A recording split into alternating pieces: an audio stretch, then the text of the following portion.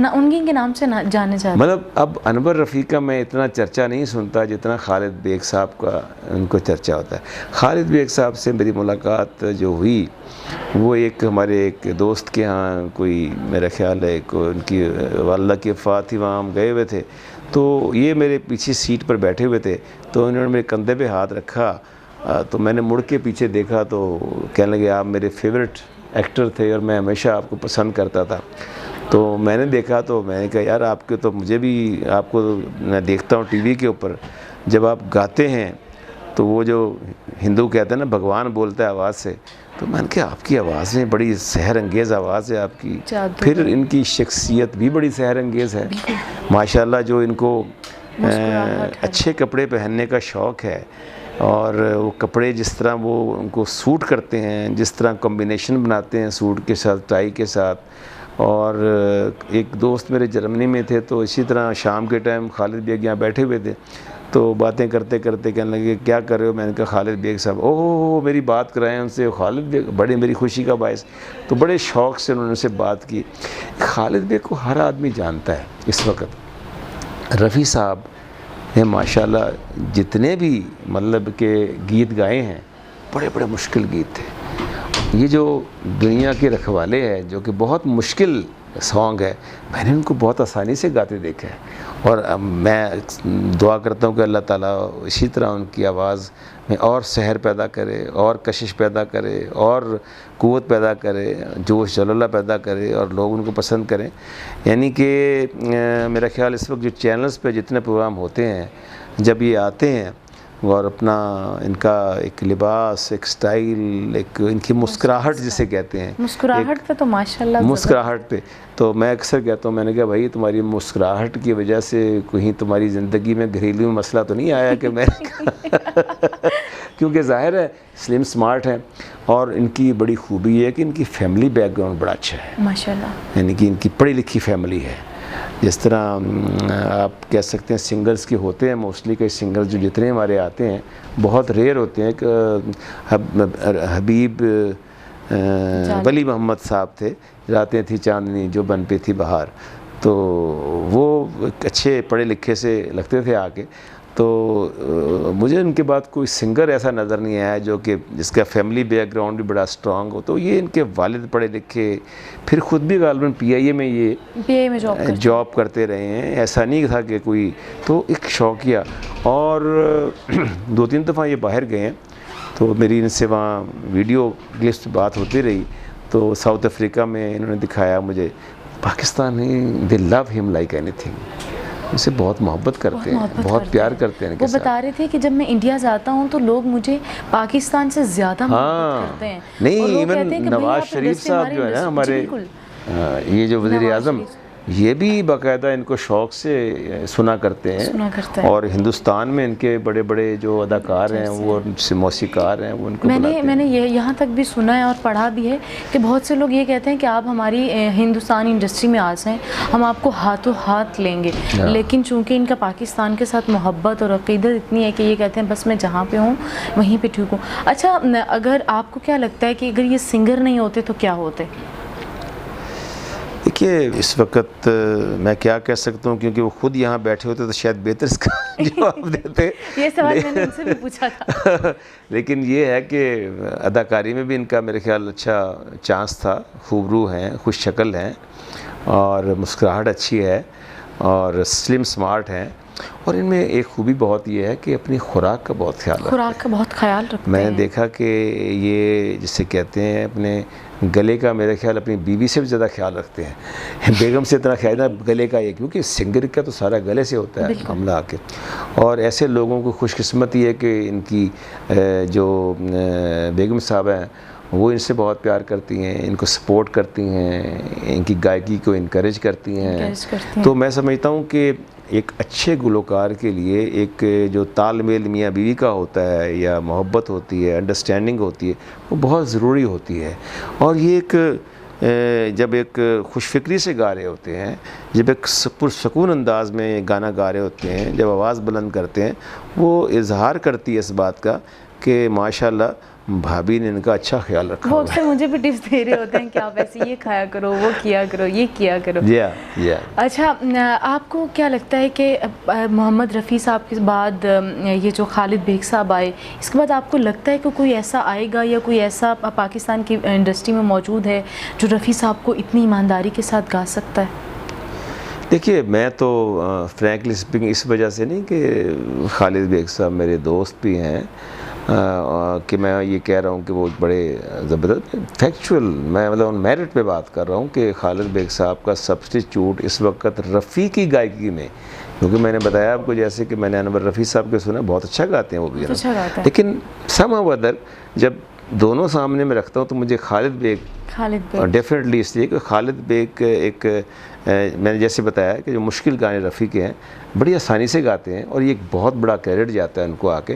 तो अल्लाह ताला ज़िंदगी दे इनको और ये पाकिस्तान का नाम रोशन करें, क्योंकि पाकिस्तानी जितने भी पाकिस्तानी नहीं हिंदुस्तानी भी, पाकिस्तानी हिंदुस्तानी जितने भी दुनिया में बसते हैं है ना, पाकिस्तान के कोई तकरीबन 1 करोड़ के करीब हैं जो कि ओवरसीज़ जो पूरी दुनिया में रहते हैं, और खालिद बेग जो हैं जाते हैं बाहर अक्सर शो करने, और इसी तरह हिंदुस्तान वालों को तो इससे भी ज़्यादा मेरा ख्याल उनकी शायद 2-3 करोड़ होंगे जो बसते हैं बाहर।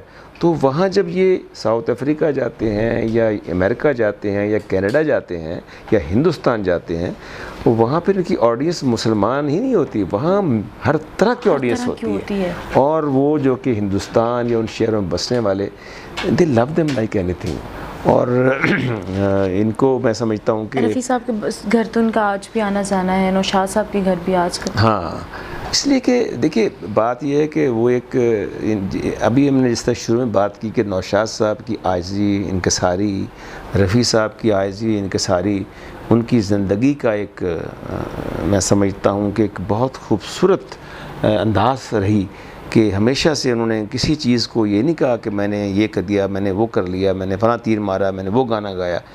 वो कहते हैं ये मेरा कुछ भी नहीं है, वो तो कहते हैं सब अल्लाह की तरफ से, भगवान की तरफ से, वो कहते हैं उनकी तरफ से है, ये इबादत है जो हमें दी गई, अल्लाह ताला ने हमें नवाजा है इससे, हमारा कोई कमाल नहीं है।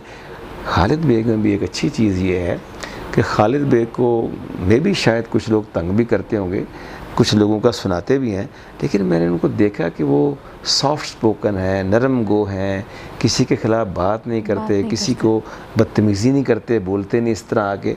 तो यही उनका एक तुर्रा इम्तियाज़ है कि इनके अंदर भी एक बड़े गायकी में, गुलकार में, बड़े फ़नकार में एक होनी चाहिए जो इन लोगों में रही है, नौशाद में और रफ़ी साहब में, वो भी इनके अंदर मौजूद है।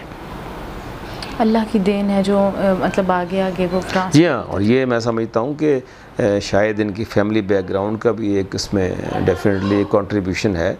और ग़ालिबन जितना वो कहते हैं, जो रफ़ी साहब ने, मैंने शुरू में आपको बताया था 3 चीज़ें बताई थी, मैं भूल गया एक बार कहना। रफ़ी साहब कहते थे कि अपनी आँखों को हमेशा नीचे रखो, नीचे रखो।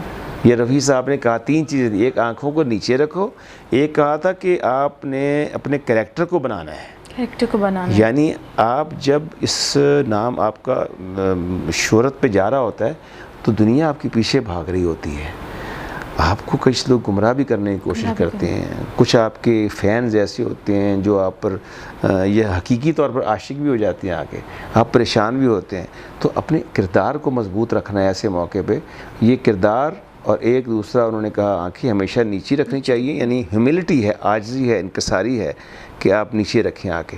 तो ये इनमें भी है। जब मैं इनसे मिलता हूँ माशाल्लाह खालिद बेग साहब से, तो बड़ी खुश अंदाज में कहते हैं, हाँ भाई कैसी हो, क्या कर रही हो। बहुत ही मतलब बहुत ही खूबसूरत अंदाज में, उनका अंदाज़े बयां बहुत खूबसूरत है। बहुत मुझे तो इनके कपड़े का मैं फिर दोबारा दोहराऊंगा, जो ये कपड़े माशाल्लाह पहनते हैं तो कंट्रास्ट मुझे अच्छी तरह याद है कि स्टेज पे जाने का अंदाज। एग्जैक्टली जब मैं ड्रामे किया करता था ना, तो अब तो आजकल तो मीडिया बहुत आज़ाद हो गया ना कि आप घर बैठ के पूरी दुनिया में देख रहे होते हैं कि एंकर पर्सन जो हैं या एनालिस्ट हैं, वो किस तरह के सूट पहन रहे हैं, टाई के कॉम्बिनेशन सूट के साथ कैसा है, शर्ट कैसी पहनी है। तो आज तो आप देखेंगे तो आपको ज़रूरत नहीं किसी से गाइडेंस लेने की कि जनाब मैं कौन से कपड़े पहनूँ। वो देखते हैं कि अभी हाँ इस शर्ट के साथ ये टाई है, ये सूट है, ये कलर है। तो इनके मैंने एक जो खूबी देखी है ना, ये मुझे हीरो कम गुलकार लगते हैं। हीरो कम गुलकार, यानी इनमें दोनों चीज़ें हैं कि हीरो भी लगते हैं, गुलकार भी लगते हैं। तो ये इनमें मैंने देखा है कि मैं उस दौर में कपड़े पहना करता था तो मैं अपनी ख़ास तौर पे कॉम्बिनेशन बनाता था। तो मुझे एक बाकायदा लोग 2-3 चीज़ों में मेरी तारीफ़ करते थे। अपनी तारीफ़ करना अच्छा नहीं लगता, लेकिन जो सरियन बता रहा हूँ आपको कि जी बाशिर साहब आपके बाल बड़े अच्छे हैं। तो फिर एक दफ़ा मुझे ऐसा किसी ने कहा, जी आप जैसे स्क्रीन पे नज़र आते हैं उससे वैसे ओरिजिनल लाइफ में अच्छे हैं। फिर वो कहते हैं आप कपड़े का जो कॉम्बिनेशन बड़ा अच्छा पहनते हैं। तो ये उस वक्त चूँकि PTV और STN 2 तो चैनल थे सारे आगे, तो जो मेरे ड्रामे जब चलते थे तो पूरा पाकिस्तान देखता था। तो वो फिर ज़ाहिर है आपकी जो टाइयाँ वगैरह तो चीज़ें तो लोगों को नज़र आती थी आके। अच्छा, आप खालिद साहब को क्या सजेस्ट करना चाहेंगे कि वो एक्टिंग भी करें सिंगिंग के साथ साथ, क्योंकि उनका तो कहना है कि एक चीज़ में जो बंदा है उसी के अंदर रह के उसी में काम कर जाए, उसी में नाम कमा जाए, तो क्या उनको एक्टिंग भी करनी चाहिए या नहीं? खालिद साहब देखिए बात ये है कि ये जो थे ना अपने रफ़ी साहब, इन्होंने भी 2-3 फिल्मों के अंदर परफॉर्म किया, बाकायदा परफॉर्म किया था, आपको याद होगा। जी जी मुझे याद है। तो अगर खालिद साहब को कोई ऐसा कैरेक्टर मिल जाता है जिसके अंदर सिंगिंग के एतबार से उनका कैरेक्टर आता है और वो उसमें उस कैरेक्टर में यानी फ़िल्म इस अंदाज से बनाई जाए खालिद साहब को मद्देनज़र रख के, तो फिर ऐसे भी हैं मेहरबान ज़िंदगी की राह में, जब मिले तो यूँ मिले जैसे जानते नहीं। तो फिर ऐसा गाना गाएं खूबसूरत सा, तो मज़ा ही कुछ और आता है। तो कहें यार ये खालिद बेग भी है, ये अदाकार भी है, हीरो भी है। तो देखें एक आज के दौर में आप देखते हैं कि एक लड़का या एक लड़की सिर्फ एक किरदार में या एक शोबे में फंस कर नहीं रहते। बिल्कुल आप बैक वक्त 3-4 काम एक साथ कर सकते हैं। इसी तरह मॉडर्न दौर है, मॉडर्न गैजेट्स है, मॉडर्न टेक्नोलॉजी है, आपकी जो वसअत है सोचने की, ज़हनी वसअत बढ़ी है, कुशादगी बढ़ी है उसके अंदर, और टेक्नोलॉजी आपको बहुत आगे लेके जाती है, हेल्प करती है जो पहले नहीं थी आगे। तो इस लिहाज से मैं समझता हूँ कि खालिद बेग को ही मस्ट बी, अगर ऐसा मौका मिलता है तो करना चाहिए। और आपका क्या इरादा है, आप आगे करेंगे एक्टिंग या नहीं? नहीं, मेरा तो मुश्किल लग रहा है क्योंकि मैं सिर्फ, क्योंकि आप जैसी शोबिस इंडस्ट्री से गायब हुए उसके बाद आपने आके चेहरा तक नहीं दिखाया। हाँ, ये मेरा 2001 में मैंने लास्ट परफॉर्म किया था एक प्ले के अंदर। तो आज 20 हो गया, 19 साल तो मुझे हो गए हैं। एक चीज़ अल्लाह ताला ने मुझे बड़ा नवाजा है, और वो ये नवाजा है मुझे इस चीज़ से कि मैंने ज़िंदगी में कभी किसी चीज़ को अपने ऊपर मुसल्लत नहीं होने दिया।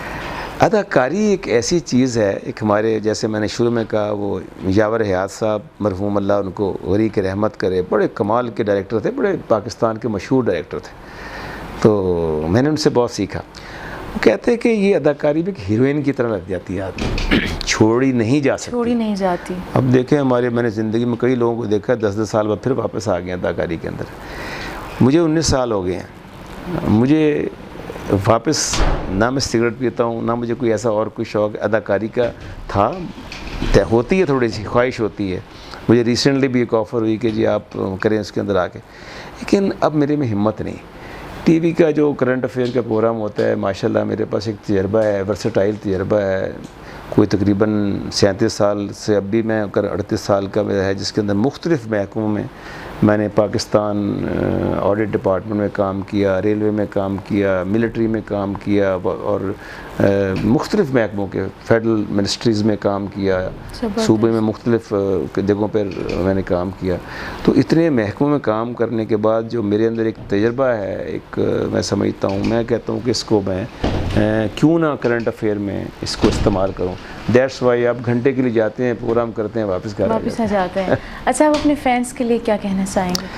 देखिए क्योंकि मैं आपके समझता हूँ फैंस आज भी आपका इंतज़ार करते हैं। हाँ, नहीं मैं उनका बहुत मशहूर हूँ। मुझे अक्सर औक़ात जब भी मैं निकलता हूँ बाहर, तो जो आप तो नहीं, आपसे बड़ी उम्र के जो लोग होते हैं वो मुझे पहचान लेते हैं फ़ौरन। जिनकी उम्र खुद 20 साल या 22 साल होती है, 23 साल, वो तो ज़ाहिर है उस वक़्त उन्होंने मेरे प्ले नहीं देखे होंगे। लेकिन बाज़ औक़ात बड़ा अजीब-सा वाक़या होता है कि बारिश, सफ़ेद रंग की दाढ़ी, सफ़ेद बाल, तो वो मुझे कहते हैं हमने आपके बचपन में ड्रामे देखे। बचपन में ड्रामे देखे। मैंने कहा भाई आपका तो इसका मतलब आप तो अभी तक जवान है, मेरे बचपन। तो वो जो था ना, मेरा पीरियड था एक, मैं कहता हूँ कि जो अदाकारी है, आज आप देख रहे हैं कि जितने चैनल्स हैं और उस चैनल्स में जो लड़के लड़कियाँ आ रहे हैं वो कहीं से ट्रेन होकर नहीं आते। पहले इनको ट्रेन हमारे प्रोड्यूसर टीवी के ही किया करते थे, लेकिन ये जो नया टैलेंट आ रहा है, मैं कहता हूँ कि उनको ये चाहिए कि वो ऐसे प्लेस करें, ऐसे ड्रामे करें जो हमारी पाकिस्तान की हकीकी ज़िंदगी को उजागर करें या उसकी अक्कासी करें। मसलन अगर एक मिडिल क्लास की लड़का या लड़की है, उसको उसकी लाइफ है, उसके मसाइल हैं, अगर एक ऑनर किलिंग हो रही है, इज़्ज़त के नाम पे लड़कियों को मारा जाता है, गैरत के नाम पर, ये जो डोमेस्टिक वायलेंस औरतों पे तशद्दुद हो रहा होता है, ये बच्चों की चाइल्ड मैरिज के मामले पर जो हालात होते हैं, ये जो बहू को मार के और सास नाच रही होती है खुशी में, वो आके शोलों में होती है। आप कोशिश करें, हमारी नई नस्ल को और हमारे डायरेक्टरों को चाहिए कि वुमेन एम्पावरमेंट जिसे कहते हैं, पाकिस्तान के जो पायदार अहदाफ हैं जो दुनिया में यूएनओ ने, अक़वाम मुत्तहिदा ने पाकिस्तान को सेट करके दिए हैं, वो उन अहदाफ की तकमील के लिए हमें ऐसे प्ले करने चाहिए जिसमें लड़कियों की, औरतों की इज़्ज़त को ज़्यादा से ज़्यादा, हर बेज़ाब्तगी हम करते हैं, हम लाकानूनियत में इंतहा करते हैं, हम मोटरसाइकिल पे 6-6 बंदे चढ़े जा रहे होते हैं, बग़ैर हेलमेट के चढ़े जाते हैं, लाइट के बगैर चल रहे होते हैं, छोटे छोटे बच्चे कारें चला रहे होते हैं। ये वो चीज़ें हैं, ये मसाइल हैं जो मैं समझता हूँ कि डॉक्टर इशफाक साहब करते थे, बानो कुद्सिया करती थी। मुझे अफसोस होता है कि अब भी मुस्तनसिर हुसैन तारड़ जैसे बड़े ज़ीरक किस्म के ड्रामा निगार मौजूद हैं, अताउल्लाह कासमी साहब मौजूद हैं, और अहमद नदीम कासमी, अहमद नदीम, असगर नदीम सैयद साहब मौजूद हैं, अमजद हैं, लेकिन ये ड्रामा नहीं लिख रहे आजकल। ये ड्रामा लिखें, और लिखें भी बेशक कीमत ना मांगे लोगों से। ये भी एक अतिया है, ये भी एक हदिया है इस कौम के नौजवानों को संवारने के लिए, जो मंशियात में फंसी हुई है, जो अपनी किस्मत का जो है शॉर्टकट ढूंढ रही होती है आके, जो मेहनत से जी चुरा रही होती है। तो ये इनको चाहिए कि लिखें अपनी नौजवान नस्ल के लिए, और नौजवान नस्ल को भी चाहिए, जैसे आपने मुझे कहा कि मेहनत करें। मेहनत इज़ मोर इम्पॉर्टेंट। ये दुनिया में कौमें जिन्होंने तरक्की की हैं, आपके पास हिंदुस्तान है, चाइना है, और ये मलेशिया है, कोरिया है, जापान है, कैसी तरक्की की है इन्होंने। चाइना में देखती हैं आप कितने किलोमीटर, सैकड़ों किलोमीटर लंबे लंबे ब्रिज बना देते हैं वो आके। इसी तरह दुनिया में बड़ी बड़ी सड़कें चाइना बना, हम नहीं बना सकते। क्यों नहीं बनाते हम क्यों नहीं मेहनत करते आगे? हम वो हैं कि लस्सी पी जाओ, सो जाओ। तो नई नस्ल के लिए पैगाम है, खुदारा मेहनत करें, और नई नस्ल को संवारने के लिए चाहिए कि जो हमारे राइटर्स बैठे हुए हैं, खुदारा कुछ लिखिए उनके लिए, लिखिए इस कौम के लिए, इस कौम के बच्चों को संवारिए। बेशक इसके लिए आपको फ्री लिखना पड़े, छोटी छोटी टेलीफिल्म्स लिखनी पड़े, क्योंकि जिस उम्रों में अब ये लोग हैं, उन उम्रों में तो इन्होंने आगे अपनी आकबत संवारनी है, बिल्कुल इसी तरह, और इस कौम को सही रास्ते पर डाल दें। हमारा प्रोग्राम जिसका नाम है आठवां सुर, और नौशाद साहब की किताब से लिया गया है, इसके बारे में आपका क्या कहना है? तो मैं आपका सवाल समझा नहीं क्या कभी। अच्छा सर, आजकल हम ड्रामे देखते हैं, बहुत से ऐसे ड्रामे होते हैं जिनको देख के अफसोस होता है, बजाते खुद मुझे खुद अफसोस होता है। बहुत से ऐसे ड्रामे जिसमें बॉस का अपने एम्प्लॉय की बीवी के साथ चक्कर होता है, और मोहब्बत में मबनी होते हैं, सास अपनी बहू के साथ लड़ रही होती है, गरीब घर से बेटा ले आता है, उसके बाद उसको तनकीद, ताने और डिफरेंट चीज़ों की जो है उनको सामना करना पड़ता है। उन राइटर्स के बारे में आपका क्या कहना है? और औरतों की इज़्ज़त को मजरूह कर दिया जाता है, मर्दों को बहुत ऊपर दिखा दिया जाता है। क्या हमारी ड्रामा इंडस्ट्री को समझ की ज़रूरत नहीं है?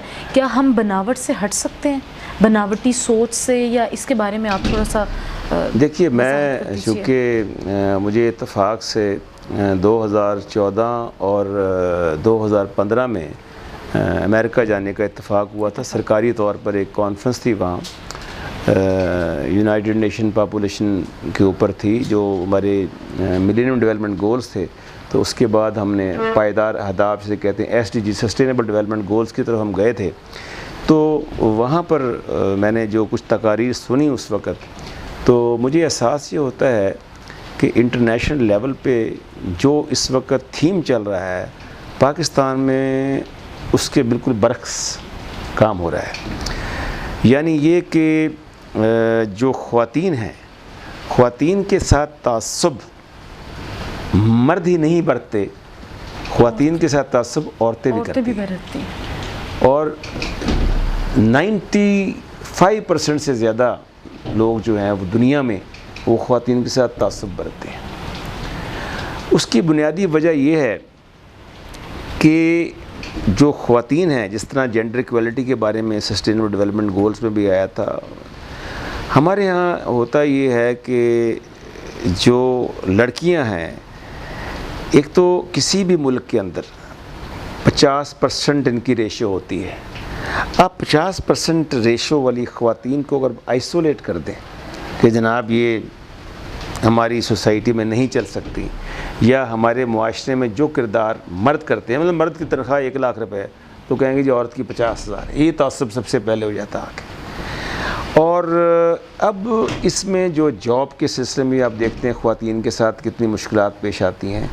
ये इत्तेफाक ऐसा हुआ है कि पाकिस्तान में जो इस वक्त ड्रामे हैं, उन ड्रामों में अगर आप देखें तो औरत को एक शो पीस बना दिया इन्होंने आगे, यानी ग्लैमर गर्ल बना दिया उसको ग्लैमर गर्ल बनाया हुआ है। औरत माँ है, बहन है, बेटी है। औरत एक ख़ानदान को लेकर आगे चलती है और औरत का एक बड़ा मेजर रोल है। औरत पढ़ी लिखी हो तो बज़ाते ख़ुद एक एम्पावरमेंट उसके अंदर आ जाती है।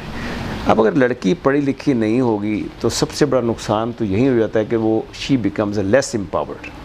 हमारे यहाँ ये जो ड्रामे बन रहे हैं, इन ड्रामों के अंदर बदकिस्मती से एक तो ग्लैमर दिखाया जाता है। ग्लैमर से मुराद ये है, आप जब प्ले शुरू होता है तो बड़े बड़े ड्राइंग रूम दिखाते हैं, बड़े बड़े क्रिस्टल के सेट पड़े हैं, बड़े बड़े खूबसूरत पीसेस आए बाहर के इम्पोर्टेड रखे होते हैं, और बड़ी बड़ी गाड़ी होंगी, बड़ा पैशियो होगा, बड़ा गार्डन होगा, रिच होगा गाड़ी, अच्छा बॉस, बड़ा ग्लैमरस लड़की। और अफसोस होता है ये देख के कि उन्होंने लड़की को एक शो पीस के तौर पे इस्तेमाल करते हैं। यहाँ पर बजाय ये कि जो जेन्युइन हमारे मसाइल हैं, पॉवर्टी एरेडिकेशन, गुर्बत को ख़त्म करने के लिए, क्या आपको पता है किसी को कि जो देहात में औरत है, रूरल एरिया में जो औरत रहती है, वो किन मसाइल का शिकार है? पाकिस्तान में अर्बन एरिया में रहने वाली औरत तो फिर उसके पास ये फ़ायदा है कि अगर वो माँ बनती है तो आप देखें कि वो डॉक्टर की फैसिलिटीज़ उसे यहाँ अवेलेबल है। देहात की औरतें तो बेचारी बच्चा जन्म देते हुए मर जाती हैं। बच्चा पैदा हो जाता है खुद मर जाती हैं। दुनिया में माओं के मरने की शरह सबसे ज़्यादा पाकिस्तान की है। दुनिया में नौज़ायदा बच्चों के मरने की शरह दुनिया में सबसे ज़्यादा पाकिस्तान की है। पॉपुलेशन प्लानिंग एक ऐसा इम्पॉर्टेंट इशू है जिसके ऊपर, जैसे जंजालपुरा एक आता था प्रोग्राम, क्यों नहीं भाई चलाते आप ऐसे प्रोग्राम? हर जैसे एक जैसे आप एक कराची है, एक इस्लामाबाद है, एक लाहौर है, पहले बाकायदा इन सेंटर्स का मुकाबला हुआ करता था। मुझे याद है, मेरा गर्दिश सीरियल था मेरा कराची से, जिसमें अनीता अयूब और शकील और इजहार काजी मरहूम थे, तो मैं भी था उसमें, रूही बानो थी। तो इधर से कोयटा से वो एक छाँव ड्रामा आता था, लाहौर से हज़ारों रास्ते था। इसी तरह आप आबादी के बारे में जिस तरह के आप दिखा रहे हैं कि इसमें हमारे यहाँ बदकिस्मती ये है कि औरत को इश्तिहार के तौर पे इस्तेमाल करते हैं, इस्तेमाल किया जाता है। एंकर पर्सन है तो वो एंकर से ज़्यादा मॉडल नज़र आ रही होती है आके। मैं ये कहता हूँ कि अपने आसपास हमारे यहाँ एक बहुत बड़ी नज़दीकी हमसाये में डेमोक्रेसी है। उनका मीडिया हमारे से बहुत पुराना मीडिया है, उनका मीडिया हमारे से बहुत बड़ा मीडिया है। असल खूबसूरती औरत की काबिलियत, उसके अंदर लियाकत, जहानत और उसके बोल में है, ना कि उसके ड्रेसेस से मरूब होने का है।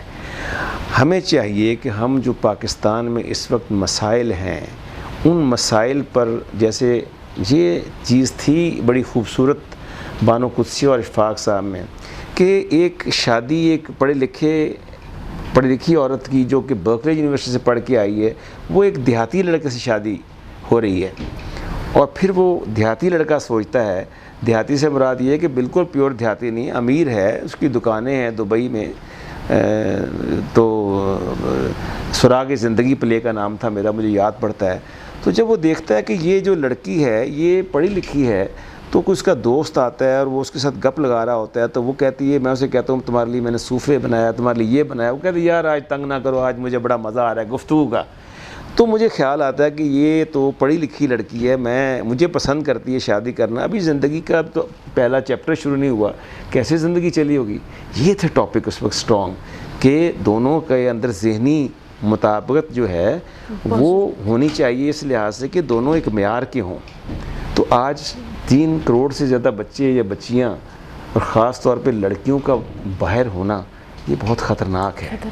एक बाप जो है, गरीब आदमी 20-25 हज़ार कमा रहा है, उसकी 8-9 बच्चे हैं, 7 लड़कियां, 1 लड़का है, वो एक लड़के के लिए 7 बच्चियां पैदा करता है। अब वो जब 8 बच्चे होते हैं, उसको हेपेटाइटिस हो जाता है, माँ वैसे मर जाती है या माँ बीमार पड़ जाती है, बाप चला जाता है, वो जो 7 लड़कियां और उनका कौन होगा, वाली वारस होगा। ये ऐसे टॉपिक हैं जिन पर इनको सोचना चाहिए। जंजालपुरा बना था, ये सेंटर बनाए इसके ऊपर। अवाम इस वक्त तंग आ चुकी है इस बात से। आप देखें कि आहिस्ता आहिस्ता ये जो शहर आबाद हो रहे हैं, ये ग्रीनरी ख़त्म होती जा रही है। ये जो पाकिस्तान का टेम्परेचर बढ़ रहा है, पाकिस्तान का नहीं बढ़ रहा है, ग्लोबल टेम्परेचर दुनिया का बढ़ रहा है, क्योंकि जिस तरह अर्बनाइजेशन बढ़ रही है, शहर आबाद हो रहे हैं, देहात ख़त्म हो रहे हैं, जंगली हयातियात ख़त्म हो रही है, ग्रीनरी ख़त्म हो रही है। जो इमरान खान साहब ने ये जो 1 बिलियन ट्री की बात की है वहाँ लगाने की, ये दरख्त उगेंगे, बड़े होंगे, ग्रीनरी होगी, तो आप इससे ज़्यादा बेहतर अंदाज में फैज़याब होंगे। तो मैं समझता हूँ कि ऐसे ऐसे चैलेंजेस हैं, जैसे मैंने आपसे कहा, गैरत पर लड़कियों को मारा जाता है, जहेज़ के नाम पर मारा जाता है। अगर वो मतलब है कि बेटा बहू के साथ कुछ ज़्यादा वक्त गुजारता है तो सास उसको उसके ख़िलाफ़ करती है। ये वो टॉपिक हैं जो कि हर घर के हैं, लेकिन हमारे यहाँ ग्लैमर में दिखा रहे हैं। कोई अपनी बाप की उम्र की से वो एक लड़की प्यार कर रही है, या बाप उस अपनी, जैसे बताया, किसी अपनी जो दफ्तर में काम करने वाली लड़की के साथ मोहब्बत कर रहे हैं, अपनी बहनोई से प्यार कर रही है। ऐसे ऐसे रिश्तों के मैं समझता हूँ कि ये एक नामाकूलियत है बहुत ज़्यादा, और इस पर सोचना चाहिए, क्योंकि हमारी नई नस्ल को जो आगे लेके जाना है, वो ये जो बड़े बड़े नाम मैंने आपको राइटर्स के लिए हैं, जो इस वक्त माशाल्लाह उस उम्र के हिस्से में हैं जहाँ ये एक मुल्क की खिदमत कर सकते हैं। मैं, आप देखें, मुझे बताएं कि क्या अमजद इस्लाम का कोई सीरियल आता है?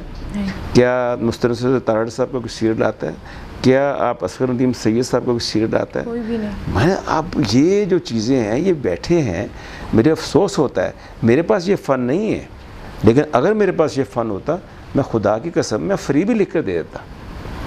अगर आप इनके पास जाएंगे ना आज लिखने के लिए कि जनाब आप हमें लिख दें ये प्ले, तो वो उनका प्रॉब्लम ये होता है, वो कहते हैं चूँकि हम बहुत बड़े, माजी हमारा बड़ा था, वो कहते हैं हमें इसके लिए आपसे 50 लाख रुपए लेंगे या 1 करोड़ रुपए लेंगे सीरियल लिखने का। तो कहते हैं यार बजाय इसको 1 करोड़ देने के, ये 10 लाख में बंदा लड़का मुझे ड्रामा लिख देगा। लेकिन वो जो लिखता है ड्रामा, वो हमारे मुआशरे को ख़राब करता है, हमारे मुआशरे, हकीकी मुआशरे का मजाक उड़ाता है, और नौजवान नस्ल को तबाह कर रहा है। मनशियात कितना अहम टॉपिक है, आप नहीं समझते कि नौजवान नस्ल मनशियात में कितनी घिरी हुई है, नौजवान बच्चियां कितनी मनशियात में घिरी हुई हैं। ये जो अभी आपको बताया था कि हाँ, ये जो हॉस्टलों में लड़कियां हैं, या जो खिराती इदारों में जो लड़कियां काम कर रही हैं, उन लड़कियों को उठा लिया जाता है, वहाँ से गायब कर दिया जाता है वहाँ से। ये जो मसाइल आप सुनती हैं अखबार, हर रोज़ पाकिस्तान में एक लड़की मर रही है, एक औरत मर रही है, कत्ल हो रहा है उसका। पहले एक ज़माना था हमारे दौर में, एक सुरख आंधी आती थी, कहते हैं जी कोई मासूम एक आदमी कत्ल हो गया। अब तो कत्लो गारत चल रही है, लेकिन हम हैं कि वही मोहब्बत ग्लैमर, लड़के लड़कियां, बस वो दिखाओ, और एहसास महरूमियत पैदा करता है। एहसास महरूमियत पैदा, ये जो लड़कियां, हमारी आबादी का 70-80% गुर्बत से दो ताल्लुक़ हैं जो सतह गुर्बत से बहुत नीचे हैं। जब वो ये ऐसे प्ले देखते हैं, उनकी ख्वाहिश होती है काश मेरे इतनी बड़ी गाड़ी हो, ये जो इस लड़की ने सूट पहना काश मैं पहनूं, ये जो ड्रेस है और ये जो माहौल है घर का कि ये मेरा भी ऐसा हो आगे। तो एहसास महरूमियत पैदा करती है चीज़ों को। आपकी जो ज़िंदगी है, ये जो क्लास दिखा रहे हैं ना टीवी के अंदर जिनको दिखाया जाता है, ये पाकिस्तान का 1% भी नहीं है आबादी का। Can you believe it? तो सारे को सिर्फ क्या है कि वो पैसे की खातिर मीडिया जो है, मीडिया को मैं मुर्द इल्ज़ाम ठहराता हूँ कि मीडिया जो है इस वक्त हमारा, उसको चाहिए कि कम से कम वो सही रुख पेश करे। एक पीछे राइटर साहब आए थे, कमर साहब, वो मैं उनको देखता हूँ, खलीलुर रहमान कमर, क्या रौनक है, क्या गरूर है, क्या तकब्बर है, क्या उनकी आवाज़ है। मैं जब उनका कभी इंटरव्यू देखता हूँ, मुझे अफसोस उस चैनल वाले पर होता है जो उनको बुलाते हैं, और किस तरीके से उन्होंने एक औरत को, देखें जी, औरत कोई भी आपसे डिसएग्री कर सकती है, दैट डजंट मीन कि आप किसी औरत की इस तरह बेइज्जती करें और फिर आप तमाम मीडिया बुला के इसको मज़ीद आप इस मुल्क में आप जब एक आपको टॉपिक दिया गया है कि एक टारगेट दिया गया है कि आपने औरतों के दरमियान और मर्दों के दरमियान हमांगी लानी है, इक्वलिटी लानी है। जब औरत को वो कहता है पाँव की जूती है, तो कहाँ से इक्वलिटी आएगी?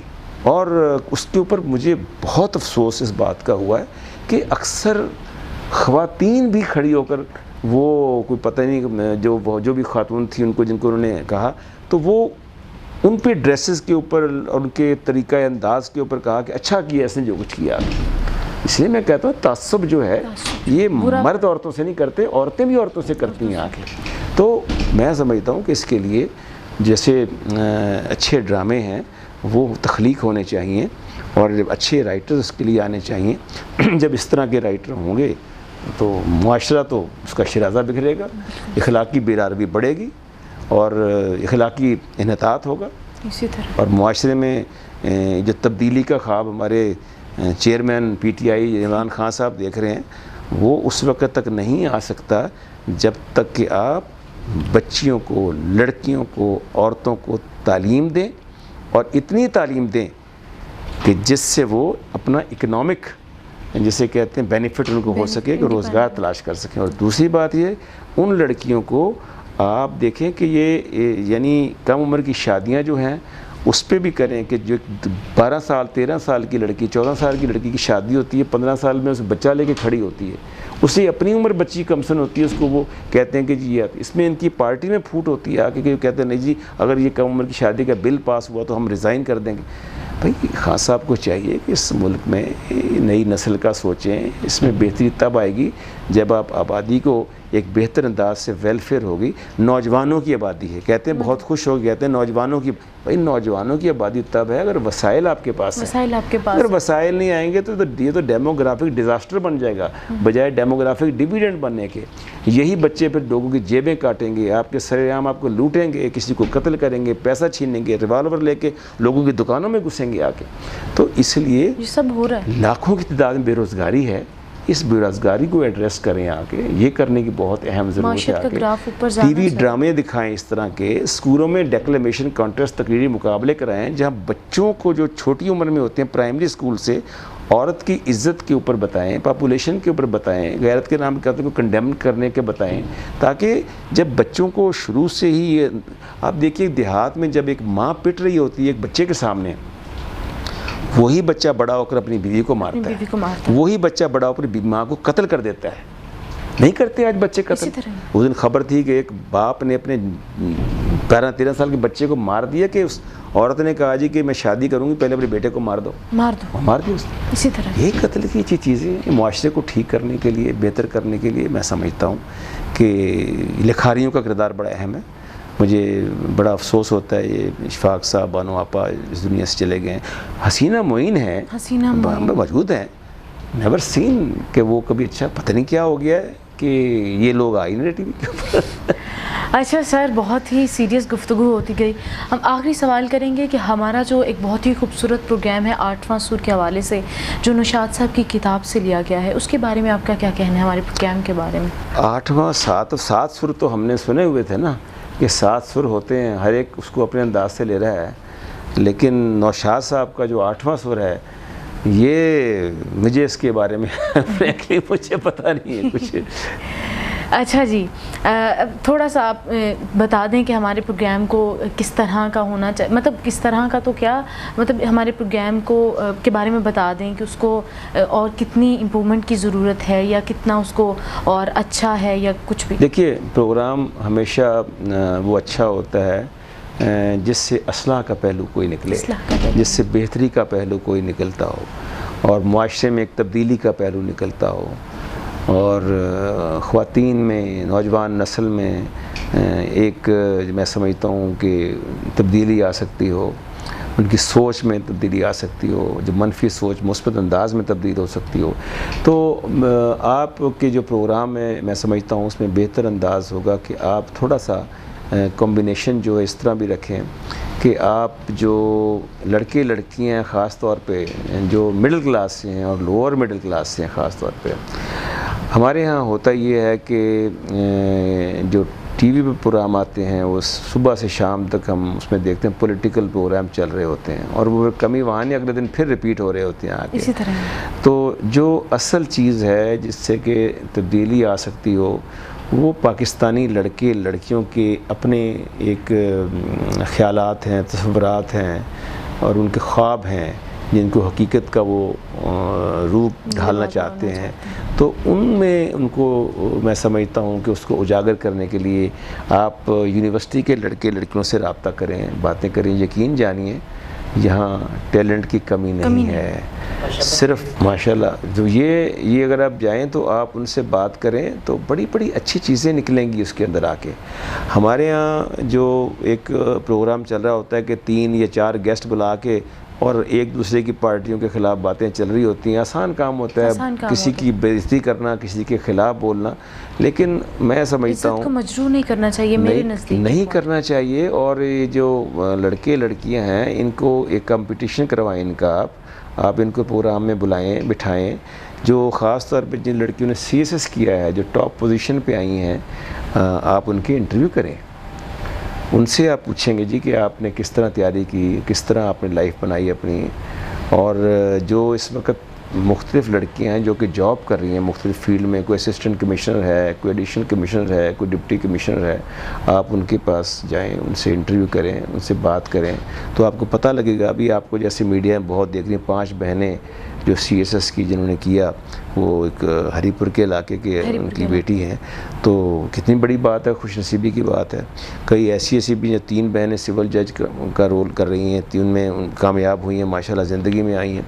तो उनके भी इंटरव्यू करें, पढ़े लिखे लोगों के, ताकि महसूस हो कि ये ड्रामा हमारी ज़िंदगी नहीं है कि ड्रामे को देखें और हम ड्रामे देख देख के बस कहेंगे कि जी हाँ हमें रातों रात ये मिल जाए, ये चीज़ हो जाए आगे, ख्वाबों का शहज़ादा, ख्वाबों का। हाँ, आप उधर जाएं जिन लड़कियों ने लड़कों ने मेहनत की है। और मुझे इत्तेफाक ऐसा हुआ है कि यहाँ एक एकेडमी है, वर्ल्ड टाइम एकेडमी CSS वालों की, जिनके अभी रिसेंटली भी आप देखें तो उनके जो रिज़ल्ट आया CSS का, उसमें सबसे ज़्यादा लड़के लड़कियाँ उन्होंने टॉप पोजीशन पे 2nd, 3rd, 8th, 10th position Pakistan में ली है। तो मैं वहाँ जाता रहा हूँ, इंटरव्यू लेता रहा हूँ। जिन लड़कों ने CSS के इम्तिहान क्वालिफाई करके फिर वो इंटरव्यू के लिए आते थे तो उनकी तैयारी करवाते थे, तो मैं उस पैनल में मैं खुद भी बैठा रहता था, तो सवाल करता, तो मुझे बड़ी खुशी होती थी देख के, और मैं हैरान होता था कि ये इनके पास इतना नॉलेज कहाँ से आया। हमें ऐसे लगता है कि ये शायद हमारे मुल्क में वो लड़कियाँ ही नहीं हैं जो इस मुल्क की तकदीर को बदल सकते हैं। लेकिन जब मैं उन लड़के लड़कियों को देखता हूँ जो कि CSS करते हैं या तैयारी करके इंटरव्यू दे रहे होते हैं, तो यकीन जानिए मुझे बड़ी खुशी होती है। मैं कहता हूँ पाकिस्तान का मुस्तकबिल बड़ा ताबनाक है। तो ऐसे लोगों के इंटरव्यू करें आप, उनको लेकर आएँ, बिठाएँ सामने। अब मेरा एक फ़ील्ड ऐसा था ना कि मैं तो मतलब नौकरी भी की है, सरकारी जॉब भी की है, एक्टिंग भी की है, और अब मैं किसी और रोल में काम कर रहा हूँ आके। और मैं लिखारी भी हूँ, मैं लिखता भी हूँ। मेरा आज भी 2-3 आज ग्लोबल पॉपुलेशन डे था 11 जुलाई का। मैंने आज भी 2 अखबारों में मेरे आर्टिकल छपे हैं। कल मैंने एक और अखबार है मेरा आर्टिकल छपेगा। तो मैं वो भी करता रहता हूँ साथ साथ कि मैं आबादी पे लिखता हूँ, ट्रैफिक के मसाइल पे लिखता हूँ, औरतों की एम्पावरमेंट के ऊपर लिखता हूँ। तो ये फैमिली प्लानिंग पे मतलब मेरा ये एक लाइफ का ये है कि मैं कोशिश करता हूँ कुछ ना कुछ करूँ।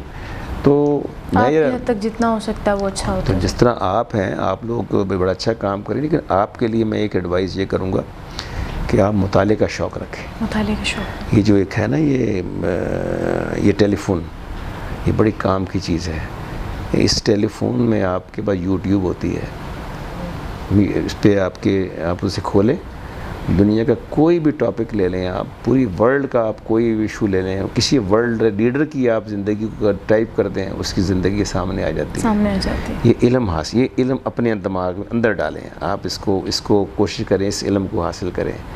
तो इसमें और बहुत बड़ी चीज़ें हैं, हर तरह की आपको बताएंगे, ये गाइड करते हैं आगे। तो आप जितना इल्म आपके अंदर आएगा उतनी ही आपके अंदर खूबसूरती और उजागर होगी आके, क्योंकि खूबसूरती चेहरे से, कपड़ों से, मेकअप से नहीं होती। खूबसूरती आपके अंदर जो एक इल्म होता है ना, इल्म वो, जैसे एक दफ़ा मैं दिलीप कुमार साहब का इंटरव्यू सुन रहा था, वो ये कह रहे थे कि ये जो इल्म है ये गालिबन वक्त के साथ साथ ये बढ़ता है, कम नहीं होता। बाकी हर चीज़ कम होती है, दौलत कम हो जाती है, उम्र कम हो जाती है, तो कोई चुरा भी नहीं सकता, इल्म चुरा नहीं सकता। तो इसलिए आपको मैं ये एडवाइस है, माशाल्लाह आप स्टूडेंट एज में हैं, आप ये करें। और नौजवान नस्ल को भी ये है कि इस टेलीफोन से आप, एक गाना था बड़ा मशहूर इंडिया का, सारी की सारी दुनिया मेरी जेब में, तो ये जो है ये एक USB के अंदर सारी दुनिया होती है। अगर कोई चाहे तो अगर कोई चाहे तो। जैसा कि हमारी ज़िंदगी की हकीकत है कि ज़िंदगी सिर्फ 4 दिन की है। इस ज़िंदगी का एक मकसद बना लें कि आपने करना क्या है। अगर जब तक हमारी ज़िंदगी का कोई मकसद नहीं होगा हम कुछ नहीं कर सकेंगे। हमारा मुआशरा जो है ज़्यादा ज़वाल की तरफ जा रहा है। हमारे मुआशरे को संवारने के लिए, हमारे मुआशरे की इस्लाह के लिए, हमारे आने वाले कल की इस्लाह के लिए ये ज़रूरी है कि हम अपनी ज़िंदगी में कुछ ऐसा काम कर जाएँ कि आप लोग तमाम उम्र लोगों के दिलों में बसते रहें और वो लोग आपसे वो सब हासिल कर सकें। इसी के साथ अपनी होस्ट सानिया इसहाक को इजाज़त दीजिए और हमारे आने वाले नए एपिसोड का ज़रूर इंतज़ार कीजिए। हमारे चैनल को लाइक, सब्सक्राइब ज़रूर कर दीजिए। अल्लाह हाफ़िज़।